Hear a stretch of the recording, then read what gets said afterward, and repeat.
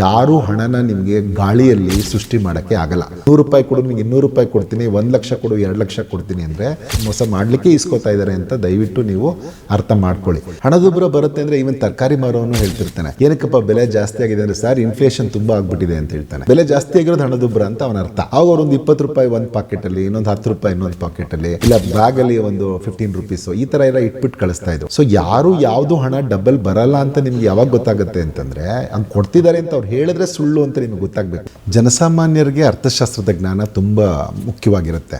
ಹಾಗಂತ ಅದನ್ನೇನು ನಾವು ಪುಸ್ತಕ ಓದಬೇಕು ಇಲ್ಲ ಡಿಗ್ರಿ ಮಾಡಬೇಕು ಎಕನಾಮಿಕ್ಸಲ್ಲಿ ಅಂತಲ್ಲ. ಬೇಸಿಕ್ಸ್ ಆಫ್ ಎಕನಾಮಿಕ್ಸ್ ಬಹುಶಃ ನಮ್ಮ ಭಾರತೀಯರಿಗೆ ಸಹಜವಾಗಿಯೇ ಇರುತ್ತೆ. ಅದನ್ನ ಇನ್ನು ಸ್ವಲ್ಪ ಫೈನ್ ಟ್ಯೂನ್ ಮಾಡಿಕೊಂಡು ಒಂದಷ್ಟು ಆರ್ಥಿಕ ಅಂಶಗಳನ್ನು, ಅದರಲ್ಲಿ ಇರುವಂಥ ವಿಶ್ಲೇಷಣೆಯನ್ನು ಅರ್ಥ ಮಾಡಿಕೊಂಡ್ರೆ ಇನ್ನಷ್ಟು ಹೆಚ್ಚು ಬದುಕನ್ನು ಯಶಸ್ವಿಯಾಗಿ ನಡೆಸ್ಬೋದು ಅಂತ ನನಗನ್ಸುತ್ತೆ. ಈಗ ಉದಾಹರಣೆಗೆ ನೋಡಿ, ಹಣದುಬ್ಬರ ಬರುತ್ತೆ ಅಂತ ಹೇಳ್ತೀವಿ. ಹಣದುಬ್ಬರ ಬರುತ್ತೆ ಅಂದರೆ ಈವನ್ ತರಕಾರಿ ಮಾರೋನು ಹೇಳ್ತಿರ್ತಾನೆ, ಏನಕ್ಕಪ್ಪ ಬೆಲೆ ಜಾಸ್ತಿ ಆಗಿದೆ ಅಂದರೆ, ಸರ್ ಇನ್ಫ್ಲೇಷನ್ ತುಂಬ ಆಗ್ಬಿಟ್ಟಿದೆ ಅಂತ ಹೇಳ್ತಾನೆ. ಹಂಗಂದ್ರೆ ಏನು ಅಂತ ಅವನಿಗೆ ಖಂಡಿತ ಗೊತ್ತಿದೆಯಾ ಅಂದರೆ, ಬೆಲೆ ಜಾಸ್ತಿ ಆಗಿರೋದು ಹಣದುಬ್ಬರ ಅಂತ ಅವನ ಅರ್ಥ. ಆದರೆ ಇಲ್ಲಿ ಆ ಟೈಮಲ್ಲಿ ಏನು ಮಾಡಬೇಕು ನಾವು?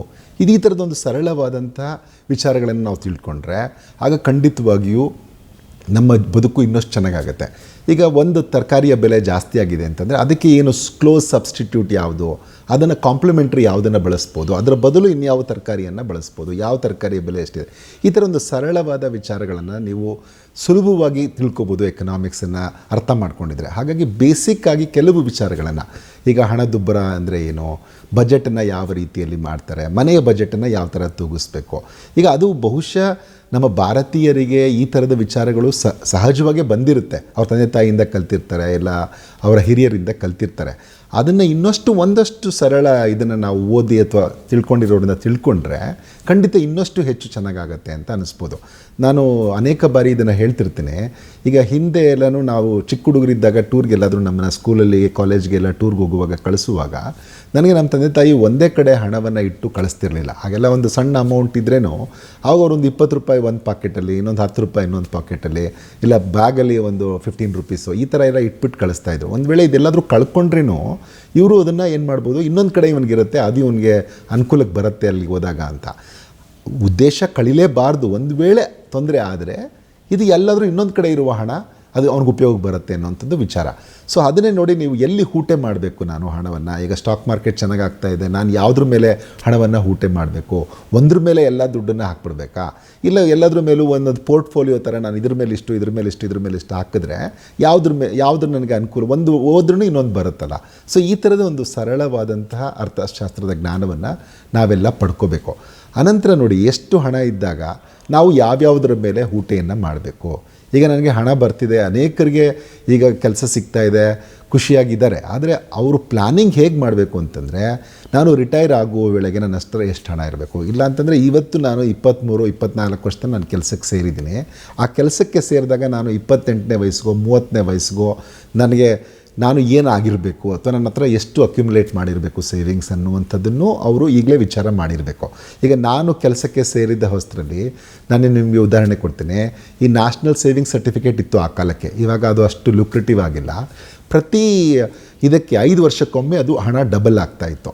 ಸೊ ಅದನ್ನು ನಾನೇನು ಮಾಡಿದೆ, ಪ್ಲ್ಯಾನ್ ಮಾಡಿ ನಾನು ಕೆಲಸಕ್ಕೆ ಸೇರಿದ ಮೊದಲನೇ ವರ್ಷ ಒಂದಷ್ಟು ಹಣವನ್ನು, ನನ್ನ ಹತ್ರ ಇರುವಂಥ ಉಳಿತಾಯದ ಹಣವನ್ನು ಅದ್ರ ಮೇಲೆ ಹಾಕಿದೆ. ಸೊ ಅದು 6ನೇ ವರ್ಷಕ್ಕೆ ನನಗೆ ಡಬಲ್ ಆಗಿ ಬರ್ತಾಯಿತ್ತು. 2ನೇ ವರ್ಷಕ್ಕೆ ಮತ್ತೆ ಅಷ್ಟು ಹಣವನ್ನು, ಉಳಿದಿದ್ದ ಹಣವನ್ನು ಅದಕ್ಕೆ ಸೇವಿಂಗ್ಸ್ ಹಾಕಿದೆ. ಸೊ ನನಗೆ ಇನ್ಕಮ್ ಟ್ಯಾಕ್ಸ್ ಏನು ಕಟ್ಟಬೇಕಾಗ್ತಾಯಿತ್ತು 6ನೇ ವರ್ಷದಿಂದ ಇದರಲ್ಲಿ ಬಂದ ದುಡ್ಡಲ್ಲಿ ಈಸಿಯಾಗಿ ನಾನು ಕಟ್ಕೊಂಡು ಹೋದೆ. ಇನ್ನು ಮಿಕ್ಕಿದ ದುಡ್ಡಲ್ಲಿ ಮತ್ತೆ ಬೇರೆ ಕಡೆ ಇನ್ವೆಸ್ಟ್ ಮಾಡಲಿಕ್ಕೆ ಶುರು ಮಾಡಿದೆ.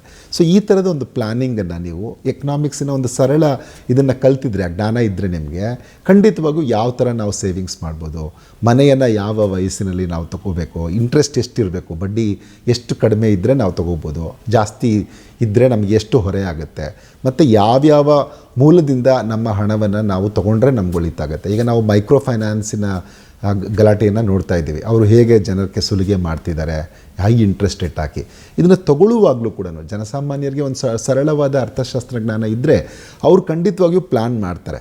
ಏನಂತಂದರೆ, ನನಗೆ ಇವ್ರ ಹತ್ರ ತೊಗೊಂಡ್ರೆ ನನಗೆ 20% ಬಡ್ಡಿ ಅಂತಂದರೆ ನನಗೆ ಪ್ರತಿ ದಿನಕ್ಕೆ ಅದು ಎಷ್ಟು ಬಿತ್ತು ದುಡ್ಡು, ತಿಂಗಳಿಗೆ ನಾನು ಎಷ್ಟು ಕಟ್ತೀನಿ, ನಾನು ಒಂದು ವೇಳೆ 1 ಲಕ್ಷ ತೊಗೊಂಡಿದ್ರೆ 1 ವರ್ಷದ ವೇಳೆಗೆ ನಾನು ಎಷ್ಟು ಹಣವನ್ನು 20% ಅಂದರೆ ನಾನು ಎಷ್ಟು ಇವ್ರಿಗೆ ಕೊಡ್ತಾಯಿದ್ದೀನಿ ಅನ್ನುವಂಥ ಜ್ಞಾನ ಖಂಡಿತ ಆಗ ಬರುತ್ತೆ. ಸೊ ಹಾಗಾಗಿ ದಯವಿಟ್ಟು ನೀವು ಬೇಸಿಕ್ಸ್ನ ನೀವು ಕಲ್ತ್ಕೊಳ್ಳಿ. ಅದು ಒಂದಷ್ಟು ನಿಮಗೆ ಇದರಿಂದ ನಿಮ್ಮ ಹಿರಿಯರಿಂದ ಬಂದಿದೆ, ಇನ್ನೊಂದಷ್ಟು ಫೈನ್ ಟ್ಯೂನ್ ಮಾಡಿ ಈ ಜ್ಞಾನವನ್ನು ಪಡೆದ್ರೆ ಆಗ ಖಂಡಿತವಾಗಿಯೂ ನಿಮ್ಮ ಬದುಕು ಚೆನ್ನಾಗಿರುತ್ತೆ. ಆಗ ನಾವು ಖಂಡಿತವಾಗಿಯೂ ಯಾವುದೋ ಒಂದು ಇದಕ್ಕೆ ಈವನ್ ನಮ್ಮ ಇತ್ತೀಚೆಗೆ ನಿಮಗೆ ಏನು ಸ್ಕ್ಯಾಂಡಲ್ಸ್ ಆಗ್ತಾ ಇದೆ ಅವೆಲ್ಲ ನೀವು ಗಮನಿಸಿರಬೇಕು. ಎಸ್ಪೆಷಲಿ ಏನು ಅಂತಂದರೆ ಯಾವುದೋ ಒಬ್ಬರು ಡಬಲ್ ಕೊಡ್ತಾರೆ, ಇವ್ರು ಹಣ ಹಾಕಿದ್ರೆ ಡಬಲ್ ಕೊಟ್ಬಿಡ್ತಾರೆ ಅಂತ. ಸೊ ಯಾರು ಯಾವುದು ಹಣ ಡಬಲ್ ಬರಲ್ಲ ಅಂತ ನಿಮ್ಗೆ ಯಾವಾಗ ಗೊತ್ತಾಗುತ್ತೆ ಅಂತಂದರೆ ಹಂಗೆ ಕೊಡ್ತಿದ್ದಾರೆ ಅಂತ ಅವ್ರು ಹೇಳಿದ್ರೆ ಸುಳ್ಳು ಅಂತ ನಿಮಗೆ ಗೊತ್ತಾಗಬೇಕು. ಯಾಕೆಂದರೆ ಮಿನಿಮಮ್ ನಿಮಗೆ ಅರ್ಥಶಾಸ್ತ್ರ ಜ್ಞಾನ ಇದ್ದರೆ ಗೊತ್ತಾಗುತ್ತೆ ಯಾರೂ ಹಣನ ನಿಮಗೆ ಗಾಳಿಯಲ್ಲಿ ಸೃಷ್ಟಿ ಮಾಡೋಕ್ಕೆ ಆಗಲ್ಲ. Money cannot be created out of thin air. ಯಾರಾದರೂ ನಿಮಗೆ ನಾನು ಈ ಮುಂದಿನ ವರ್ಷ ನಿಮಗೆ ಈ 100 ರೂಪಾಯಿ ಕೊಡು, ನಿಮಗೆ 200 ರೂಪಾಯಿ ಕೊಡ್ತೀನಿ, 1 ಲಕ್ಷ ಕೊಡು, 2 ಲಕ್ಷ ಕೊಡ್ತೀನಿ ಅಂದರೆ ನಿಮಗೆ ಮೋಸ ಮಾಡಲಿಕ್ಕೆ ಕೊಡ್ತಿದ್ದಾರೆ ಅಂತ, ಮೋಸ ಮಾಡಲಿಕ್ಕೆ ಇಸ್ಕೋತಾ ಇದ್ದಾರೆ ಅಂತ ದಯವಿಟ್ಟು ನೀವು ಅರ್ಥ ಮಾಡ್ಕೊಳ್ಳಿ. ಹಾಗಾಗಿ ಈ ಒಂದು ಸರಳವಾದ ವಿಚಾರಗಳನ್ನು ನೀವು ಒಂದು ಅರ್ಥಶಾಸ್ತ್ರದ ಒಂದಷ್ಟು ಆಯಾಮಗಳನ್ನು ಅರ್ಥ ಮಾಡಿಕೊಂಡ್ರೆ ಆಗ ಖಂಡಿತ ಈ ಥರದಕ್ಕೂ ಮೋಸಕ್ಕೂ ನಾವು ಯಾರೂ ಒಳಗಾಗಲ್ಲ ಅಂತ ನನಗಾದರೂ ಅನಿಸುತ್ತೆ.